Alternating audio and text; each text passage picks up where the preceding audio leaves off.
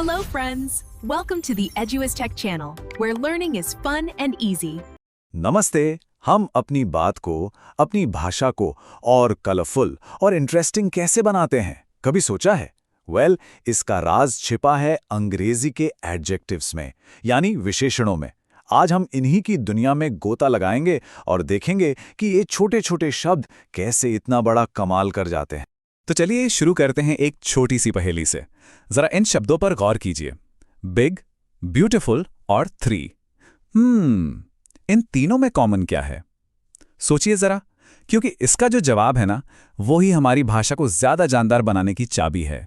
अगर किसी ने एडजेक्टिव सोचा तो बिल्कुल सही सोचा। ये तीनों ही एडजेक्टिव्स हैं। तो चलिए सबसे पहले एकदम बेसिक से शुरू करते हैं, मतलब इसकी एक सीधी सादी डेफिनेशन से कि भाई ये एडजेक्टिव आखिर होता क्या है। ये है इसकी एकदम टेक्स्ट बुक डेफिनेशन। एडजेक्टिव वो शब्द है जो किसी नाउन या प्रोनाउन को डिस्क्राइब करता है। मतलब उसका मेन काम ही यही है कि वो किसी इंसान, जगह, चीज या किसी आइडिया के बारे में हमें थोड़ी और एक्स्ट्रा डिटेल दे। अगर सब कुछ भूल भी जाएं तो बस एक चीज याद रखनी है, ये सिंपल सा इक्वेशन। एडजेक्टिव मतलब डिस्क्राइबिंग वर्ड, यानी वर्णन करने वाला शब्द। बस इससे ज्यादा सिंपल कुछ नहीं। और यहां देखिए, ये असल में काम कैसे करते हैं। Big house, beautiful girl, 3 apples, red car, ये सारे शब्द बिग, ब्यूटीफुल, 3, रेड हमें नाउन्स के बारे में कुछ खास बता रहे हैं, है ना? घर कैसा है? बड़ा। लड़की कैसी है? सुंदर। सेब कितने हैं? 3। ये शब्द एक तरह से तस्वीर में रंग भर देते हैं। अच्छा, तो एडजेक्टिव्स भी कई तरह के होते हैं। इनको हम अलग-अलग टाइप्स में बांट सकते हैं। और ये बंटवारा इस बात पर होता है कि वो किसी नाउन के बारे में किस सवाल का जवाब दे रहे हैं।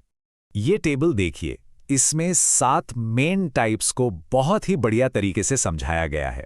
क्वालिटी बताने वाले काइंड जैसे शब्दों से लेकर पोजेशन यानी कि किसका है ये बताने वाले माय जैसे शब्दों तक। हर एडजेक्टिव असल में एक सवाल का जवाब दे रहा है। चीज कैसी है, कितनी है, कौन सी वाली, या फिर किसकी है। तो ठीक है, एडजेक्टिव क्या है ये तो समझ आ गया, पर कहानी यही खत्म नहीं होती। सिर्फ सही शब्द जानना काफी नहीं है, उससे भी जरूरी है ये जानना कि उसे सेंटेंस में रखना कहाँ है, क्योंकि सही जगह मतलब सही मतलब। ज्यादातर मामलों में एडजेक्टिव उस नाउन के ठीक पहले आता है जिसे वो डिस्क्राइब कर रहा है। जैसे अ रेड फ्लावर में रेड को फ्लावर से पहले रखा गया है, लेकिन ये इज या सीम्स जैसे वर्ब के बाद भी आ सकता है। जैसे द फ्लावर इज रेड, मतलब दोनों ही तरीके एकदम सही हैं।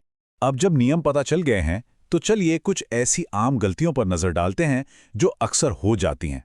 इनको देखने से ना हमारी अपनी अंडरस्टैंडिंग और भी सॉलिड हो जाएगी। यहां पैटर्न पर जरा ध्यान दीजिए। एडजेक्टिव को नाउन से पहले रखने पर ही सेंटेंस नेचुरल और करेक्ट लगता है। शी हैज हेयर ब्यूटिफुल, सुनने में ये अजीब है, राइट? सही तरीका है शी हैज ब्यूटिफुल हेयर, मतलब एडजेक्टिव पहले, नाउन बाद में। तो चलिए अब तक जो भी हमने सीखा है उसे फटाफट कुछ की पॉइंट्स में समेट लेते हैं। ये एक तरह की क्विक चेकलिस्ट है ताकि ये सारी बातें दिमाग में बैठ जाए। ये 4 स्टेप की चेकलिस्ट एडजेक्टिव्स को कॉन्फिडेंस के साथ इस्तेमाल करने के लिए एकदम परफेक्ट है। स्टेप 1 हमेशा याद रखें, इसका मेन काम है नाउन को डिस्क्राइब करना। स्टेप 2 सोचें कि ये किस सवाल का जवाब दे रहा है, कैसा, कितना, कौन सा। स्टेप 3 इसे सही जगह पर रखें, या तो नाउन से पहले या वर्ब के बाद। और स्टेप 4 अपनी भाषा में रंग भरने और उसे और ज्यादा प्रिसाइज बनाने के लिए इनका इस्तेमाल करें। तो अब जब एडजेक्टिव्स क्लियर हो गए हैं, मतलब ये तो समझ आ गया कि नाउन्स को कैसे डिस्क्राइब करना है, पर यहीं से एक और बहुत ही इंटरेस्टिंग सवाल उठता है, एडजेक्टिव और एडवर्ब में आखिर क्या फर्क है? ये एक और बड़ी कहानी है जिसके बारे में शायद हम अगली बार बात करेंगे। That's all for today. If you like this video, like, share, subscribe to Eduis Tech channel. See you in the next video.